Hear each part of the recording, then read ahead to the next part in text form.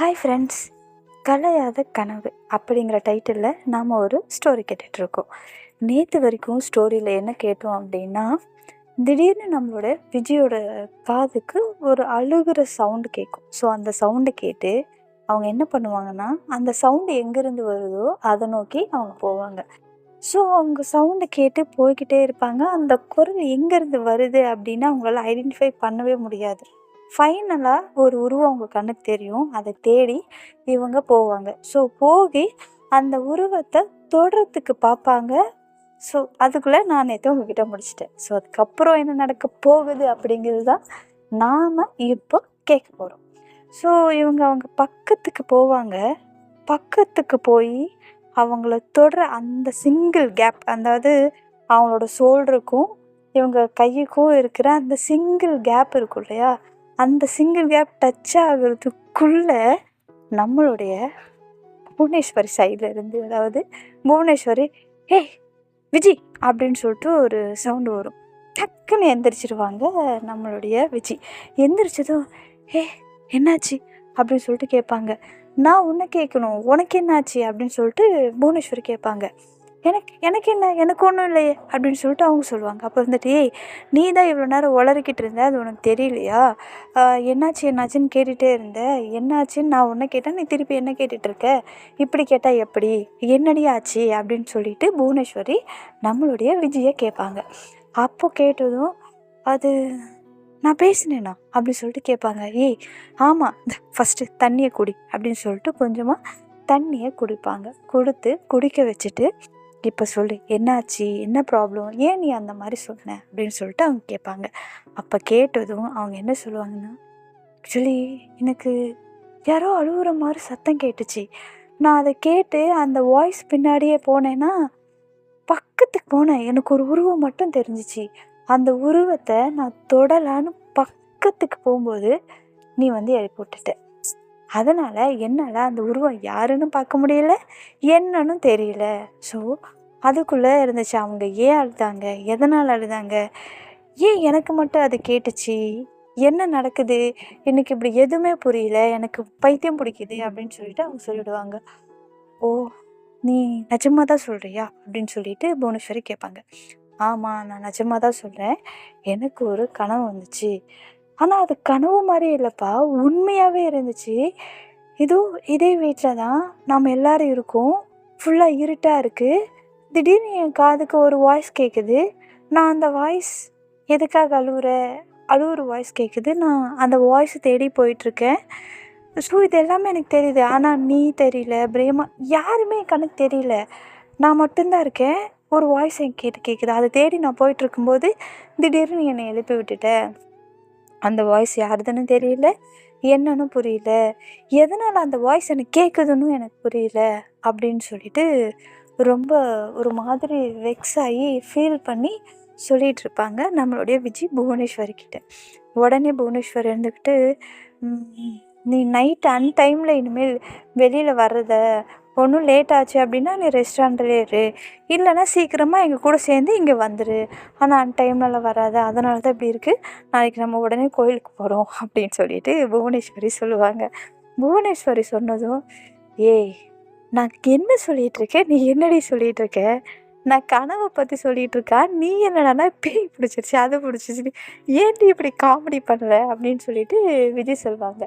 இல்லை விஜி, நான் சொல்கிறது உண்மை தான், சொன்னால் நம்பு, நீ அன்டைமில் வராத, எனக்கு பயமாக இருக்குது, நீ இப்படியெல்லாம் பண்ணுறது எனக்கு ரொம்ப பயமாக இருக்குது விஜி, சொன்னால் கேளு ப்ளீஸ், நீ நாலுலேருந்து அன்டைம்னால வரக்கூடாது, சீக்கிரமாக வரதா இருந்தவர், இல்லைன்னா நீ அங்கேயே இருந்துக்கோ ப்ளீஸ் விஜி, நாளைக்கு நம்ம கண்டிப்பாக கோயிலுக்கு போகலாம் சரியா அப்படின்னு சொல்லிட்டு அவங்க சொல்லுவாங்க.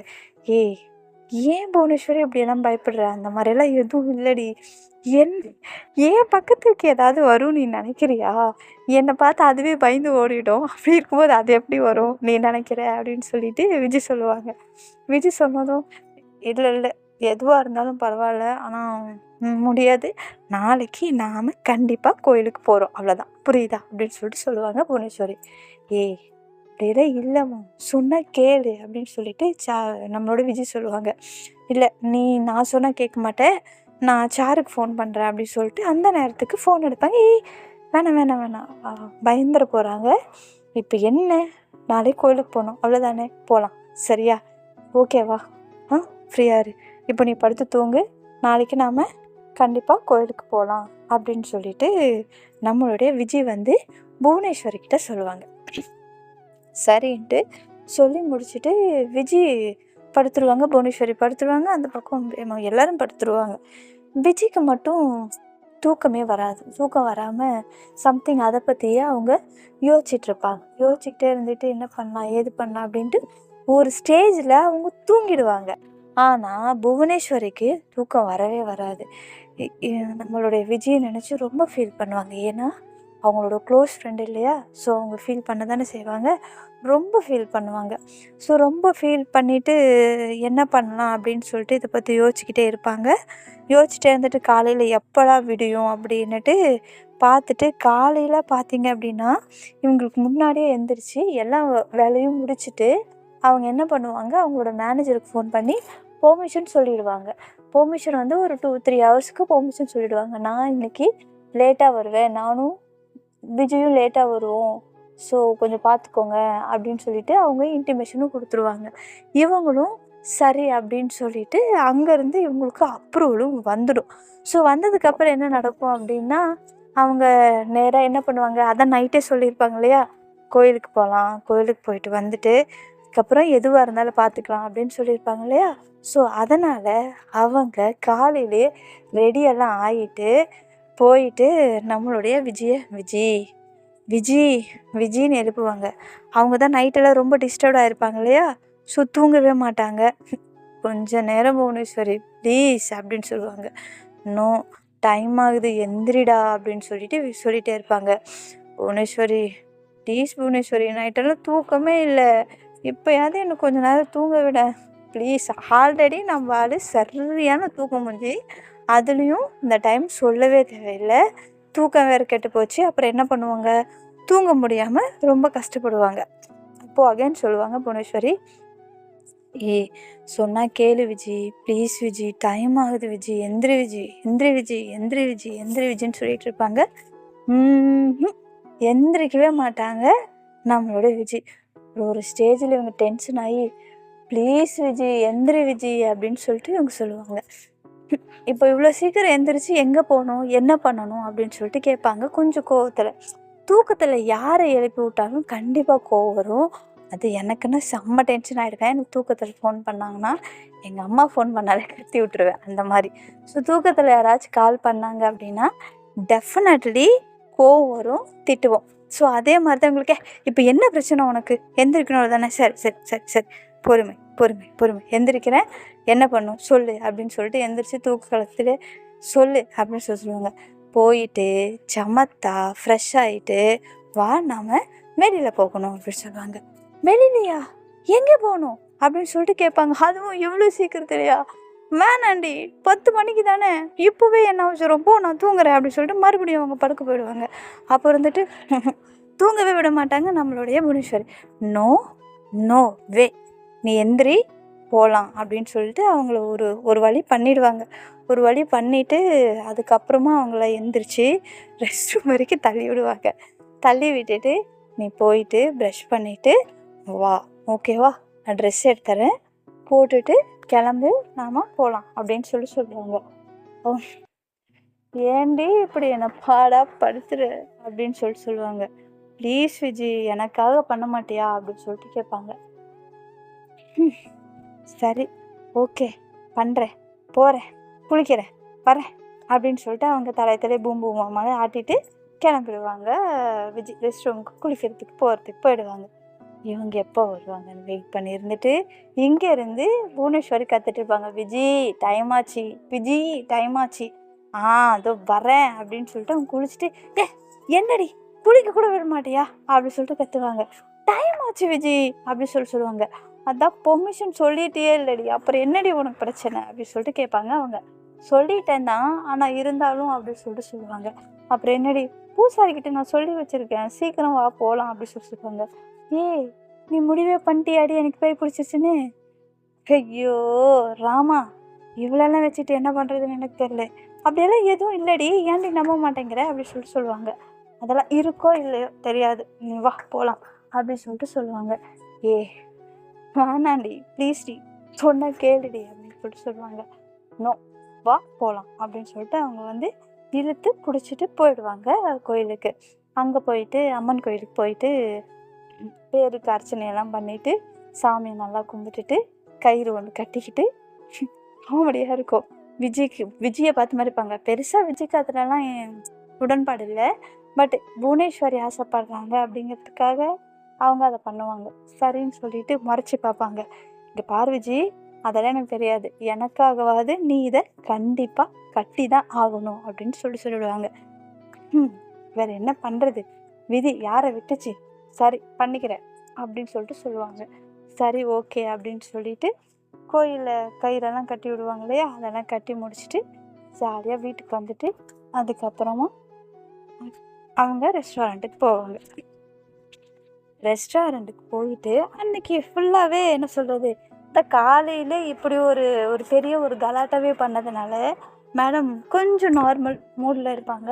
கொஞ்சம் ஹாப்பியாக போனதும் எல்லாருக்கும் ஒரு ஹாய் ஹாய் சொல்லிவிட்டு எல்லாருக்கிட்டையும் ஸ்மைலிங் ஃபேஸோட பேசிட்டு சிரிச்சுட்டு மார்னிங் போனதும் அந்த பிரேக்ஃபாஸ்ட் அப்படிலாம் யார் யாருக்கெல்லாம் என்னென்ன கேட்குறாங்களோ அதெல்லாம் செஞ்சு கொடுத்துட்டு எல்லாருக்கும் ஒரு காஃபி வச்சு கொடுத்துட்டு ஜாலியாக பார்த்திங்கன்னா அன்றைக்கி டேவே ரொம்ப ரொம்ப ஹாப்பியாக செலிப்ரேஷன் பண்ணுவாங்க நம்மளுடைய விஜி.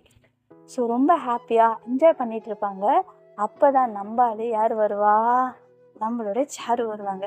சும்மா நார்மலாக சொல்லக்கூடாது, சூப்பராக இருப்பாங்க. அன்றைக்கி அவங்களுக்கும் ஏதோ ஸ்பெஷல் டே போல். அன்றைக்கி நல்லா ஃபுல்லாக நல்லா ஃப்ரெஷ் ஆகிட்டு நல்லா அவங்களுக்கு ஏற்ற கலரில், அவங்க ஆல்ரெடி கொஞ்சம் கலராக இருப்பாங்க, ஸோ அந்த கலருக்கு ஏற்ற மாதிரி ஒரு ட்ரெஸ்ஸில் சும்மா வந்து வரும்போது நார்மலாகவே ஒரு பர்சனை நமக்கு பார்க்கும்போது நல்லாவே சைட் அடிக்க தோணும்.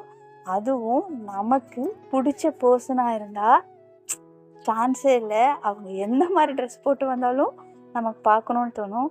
அதுலேயும் அவங்க இன்னும் கொஞ்சம் அழகாக அவங்களையே அவங்க ரசிக்கிற அளவுக்கு ஒரு ட்ரெஸ்ஸை போட்டுட்டு போனாங்க அப்படின்னா சொல்லவே தேவையில்லை, நம்ம டோட்டலி ஃப்ளாட்.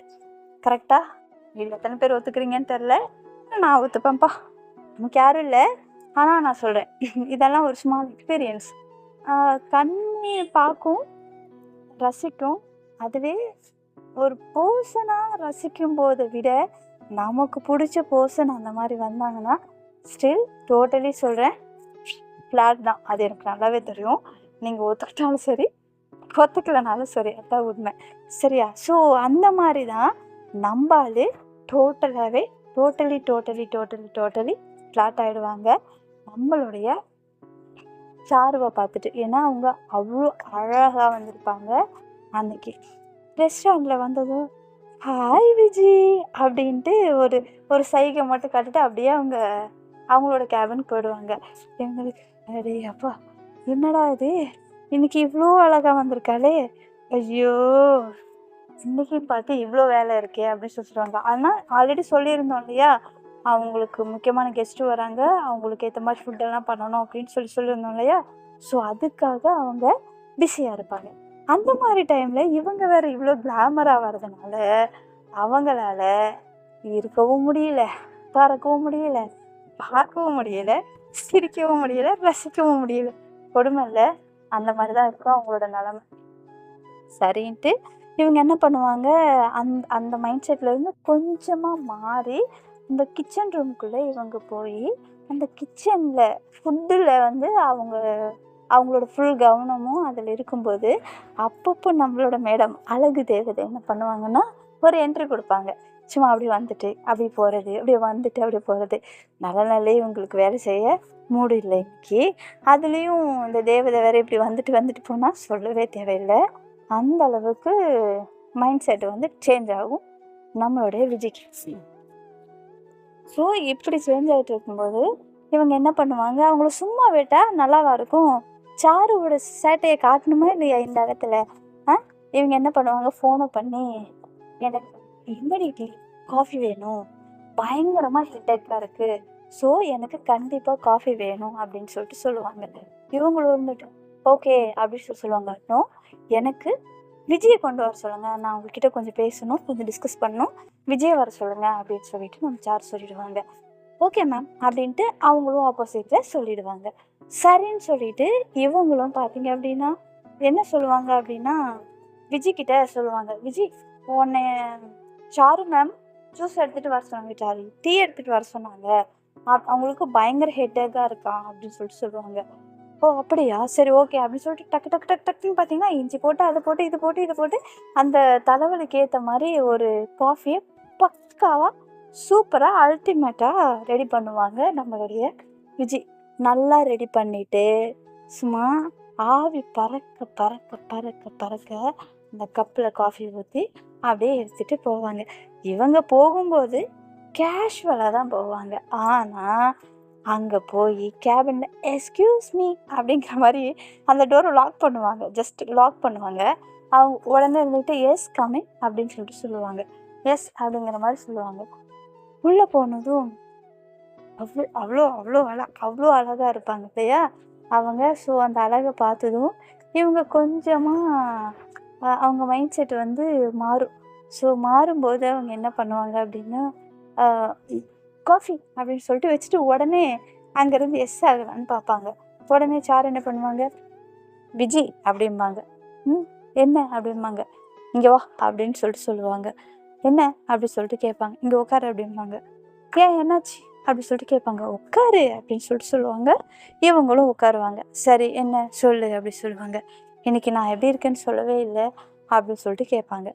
ஆல்ரெடி நம்மளோட மைண்ட் செட் சரியில்லை, இதுலேயும் பக்கத்தில் உட்கார வச்சுட்டாங்க, இதுலேயும் இப்படி ஒரு கொஷின்ஸ் கேட்கவும் அவங்க எங்கே இருக்கிறாங்க அப்படிங்கிறத கொஞ்சம் கொஞ்சம் கொஞ்சம் கொஞ்சமாக அவங்க மைண்ட் செட்லேருந்து பேக் வந்துடும். அவங்க உடனே என்ன பண்ணுவாங்க, ரொம்ப அழகாக இருக்கேடி, சொல்லவே முடியாத அளவுக்கு இருக்க, இன்றைக்கேன்னு பார்த்தா இவ்வளோ கிளாமராக வரணும் அப்படின்னு சொல்லிட்டு கேட்பாங்க. நிஜமாவா, அவ்வளோ கிளாமராவாக இருக்கேன் நான் அப்படின்னு சொல்லிட்டு கேட்பாங்க அவங்க. ஆமாம், அதில் என்ன சந்தேகம் அப்படின்னு சொல்லிட்டு இவங்க சொல்லுவாங்க. அவ்வளோ கிளாமராக இருக்கிற மாதிரி எனக்கு தெரியலையே அப்படின்னு சொல்லிட்டு சொல்லுவாங்க. ஏன் அப்படி சொல்கிற அப்படின்னு இவங்க கேட்பாங்க. ஏன் கேட்குறேன்னா, ஒரு வேளை உண்மையாலுமே கிளாமராக நான் இருந்திருந்தேன் அப்படின்னா நீ நேரத்துக்கு என்கிட்ட வந்து சொல்லியிருக்கணும்ல, ஆனால் நானாக கேட்குற வரைக்கும் எதுவுமே சொல்லவே இல்லையே, ஸோ அதனால தான் சொல்கிறேன், நீ போய் சொல்கிற அப்படின்னு சொல்லிட்டு சொல்லுவாங்க.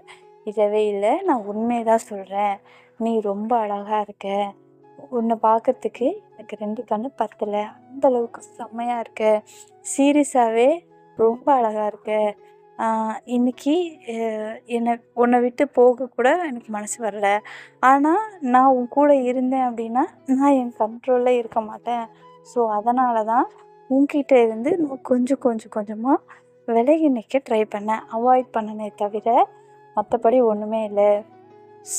நீ என்ன சொன்ன, நான் கிளாமராக இல்லைன்னு சொன்னேன், உண்மையிலுமே நீ கிளாமராக இல்லைன்னா நான் உன்னை பார்த்து பார்த்து பயந்து பயந்து ஓடி இருக்க மாட்டேன், உன்னை பார்த்து பார்த்து பயந்து பயந்து ஓடுறேன் அப்படின்னா என்னால் கண்ட்ரோல் பண்ண முடியாமல் போயிடுமோ அப்படிங்கிற ஒரு பயம்தான், அதனால தான் நான் உன்னை பார்த்து பார்த்து பயந்து பயந்து ஓடிக்கிட்டு இருந்தேன் அப்படின்னு சொல்லிட்டு சொல்லுவாங்க.